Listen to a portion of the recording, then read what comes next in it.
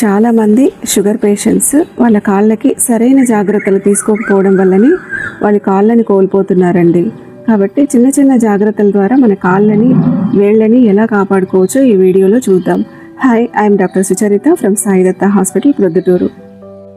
కాళ్ళ మీద ఉన్న చర్మం ఎప్పుడు పొడి బారకుండా చూసుకోవాలి. దానికి మనం లిక్విడ్ పారాఫిన్ కానీ, మాయిశ్చరైజర్ కానీ, లేదా ఇంట్లో దొరికే ఆముదం కానీ, కొబ్బరి నూనె కానీ ఏదైనా సరే పాదం మీద నుంచి మోకాలి క్రింది భాగం వరకు ప్రతిరోజు 2 సార్లు అప్లై చేయాలండి. ఉదయము సాయంత్రము స్నానం చేసిన తర్వాత అప్లై చేయాలి. దీనివల్ల చర్మం పొడి బారకుండా ఉంటుంది. చర్మం పొడి బారినట్లయితే అక్కడ పగుళ్ళు వచ్చి ఆ పగుళ్ళ ద్వారా బ్యాక్టీరియా లోపలికి ప్రవేశించి అక్కడ ఇన్ఫెక్షన్ వచ్చే ప్రమాదం ఉంది. రెండవది, కాలి గోర్లు కట్ చేసేటప్పుడు బ్లేడ్ ఉపయోగించకుండా నెయిల్ కట్టర్ ఉపయోగించాలి. ఎందుకంటే బ్లేడ్ వాడినట్లయితే చర్మం మీద ఘాటు పడిందంటే అక్కడి నుంచి కూడా మళ్ళీ ఇన్ఫెక్షన్ వచ్చే అవకాశం ఉంటుంది. గోర్లను ఎప్పుడు లోతుగా కట్ చేయకూడదండి, సూపర్ఫిషియల్గానే కట్ చేయాలి.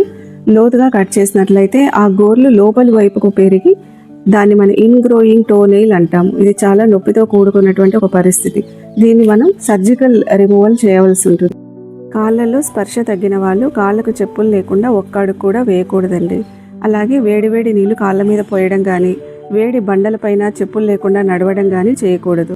చాలా మంది పేషెంట్స్ ర్యాట్ బైట్ అంటే ఎలుక కొరికింది అని వస్తూ ఉంటారు. వాళ్ళ కాళ్ళలో స్పర్శ లేకపోవడం వల్ల రాత్రి పడుకునే టైంలో ఎలుకలు వాళ్ళ కాళ్ళ వేళ్ళని తినేస్తాయి అన్నమాట. ఇళ్లలో ఎలుకలు ఎక్కువగా ఉన్నట్లయితే కాళ్ళకి రాత్రి పడుకునేటప్పుడు తప్పనిసరిగా లావుపాటి సాక్సులు వేసుకొని పడుకోవాలి.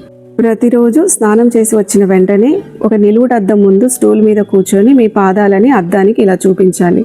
అక్కడ ఏదైనా పగుళ్ళు కానీ, గాయాలు కానీ, బొబ్బలు కానీ ఏవైనా ఉంటే మనకు అర్థమవుతుంది. లేదంటే ఆన్లైన్లో ఫుట్ మిర్రర్ అని దొరుకుతుందండి. అది కూడా నేల మీద పెట్టి మన కాళ్ళని అందులో చూపించినట్లయితే అందులో ఏమైనా ప్రాబ్లం ఉంటే మనకు అర్థమవుతుంది.